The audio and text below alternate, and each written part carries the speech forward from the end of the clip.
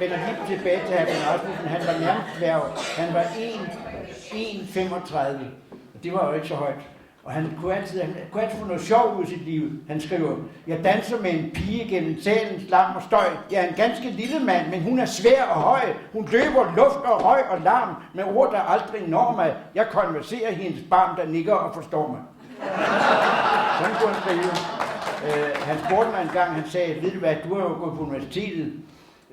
Jeg ved ikke, kan du forklare kort, hvad er Kierkegaard på bagsiden af frimærket? Det kan jeg godt fortælle dig til. Kierkegaard siger, at alle mennesker har samme opgave, kun én. Der er kun én opgave, og det er at blive den, du er.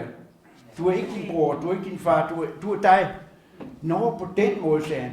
Og så skrev han, ja, mig der er ham, der er ham, der er mig, og mit jeg, det er mig, ikke dig. Hvis en anden var mig, kunne det godt være dig, der var mig, hvis det ikke var mig.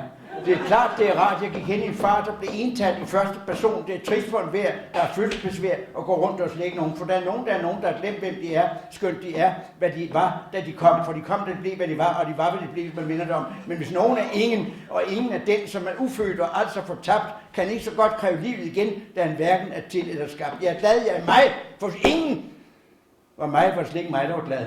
Og hvis ingen var glad for at være som jeg, var det trist, og jeg ved ikke hvad. Men så frem man bliver til som en brik i et spil, hvor vor herre tager fat på en leg, hvor han spørger, hvem man synes, man bør være og vil, er det klart, jeg vil helst være mig.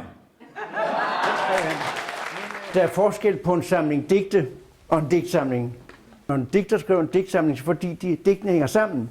Hvis man får en samling digte, så kan det handle om spegepølser og solnedgang og alt muligt, uden at det er sat i et system. Men altså i det øjeblik, en digter arbejder med en titel, så kommer han til indhold. Jeg begynder her med 2 titler af Benny Andersen, som jo er en god ven af Halfdan Rasmussen, så god så Halfdan Rasmussen giftede med Benny Andersens kone. Og Halfdan skriver sine første sjove vers i 48. I øvrigt også et meget stærkt, det må jeg hellere sige til jer. I kender godt det fra bibelhistorien, at der er noget, der hedder de betroede talenter. Nu er jeg jo præst, ikke? Jesus fortæller, at der er en, der får for eksempel 10 talenter, og en, der får 8, og en, der får 2. Nu må vi lige sige, at vi skal lave om til penge, så den, der får 2, det drejer sig om 2 millioner. Og så taler man jo der om, at man er talentfuld, og det mener vi ikke noget med pengene. Men hvis vi skal oversætte dansk, så siger man pund, de fortroede pund, de betroede pund. Hvordan forvalter man sin pund? Og så er det typisk for Halfdan, han skriver, jeg er en lille digter, mit pund er ikke stort, det vejer 400 gram, det har det altid gjort. Det er jo meget sødt at sige, jeg kan ikke komme op på et helt pund. Halfdan Rasmussen skriver, jeg skriver sjove digte, jeg skriver også triste. De første læser andre folk, selv læser jeg de sidste. Og der kommer jeg lidt ind på, jeg kan godt komme ind på et par af de triste. For eksempel giver man Nobelprisen blandt andet til nogen, der sætter ord på noget, der er meget svært at sætte ord på. Halfdan skriver, hvad det er at få Alzheimer. Hun, det er altså hans kone, hun tændte lyset for at se, om det var mørkt. Kender det var absurd, ikke? Hun tændte lyset for at se, om det var mørkt, men så kun natten strømme ind og snifnuk falde, og døren græd på sine hængsler, da hun gik, og hendes hænder tømte rummet for musik, før hun blev ét med alt og intet og med alle. Det er jo det, at man ved ikke, om man kender den. Hvem er det egentlig? Man kan ikke kende mennesker igen.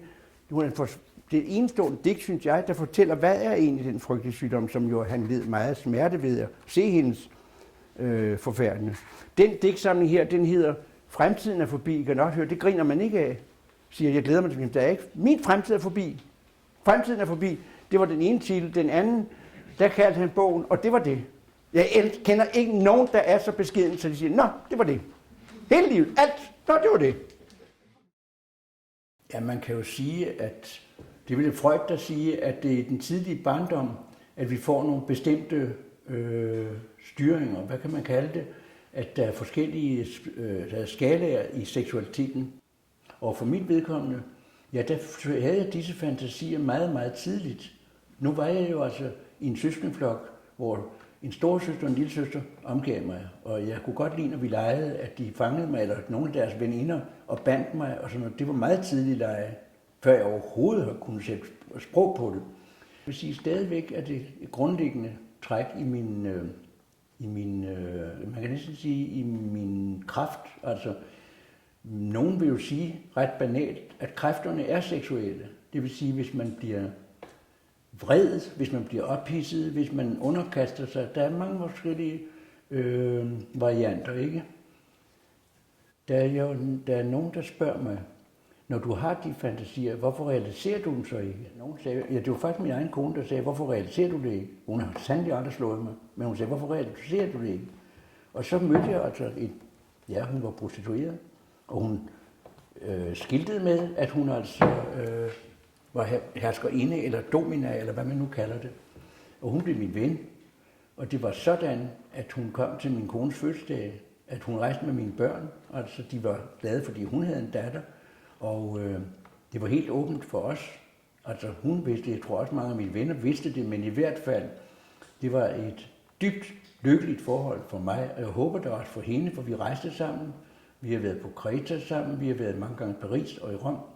Men så blev hun så syg. Hun fik altså en hjerneblødning, der gjorde, at hun mistede evnen til at tale, og det var meget tragisk. Og da hun så endelig var begyndt at tale, blev trænet op, så viste sig, at hun havde kræft i hele kroppen. Og jeg begravede hende selvfølgelig, men var meget hos hende i den tid, hvor det var mere og mere uhyggeligt.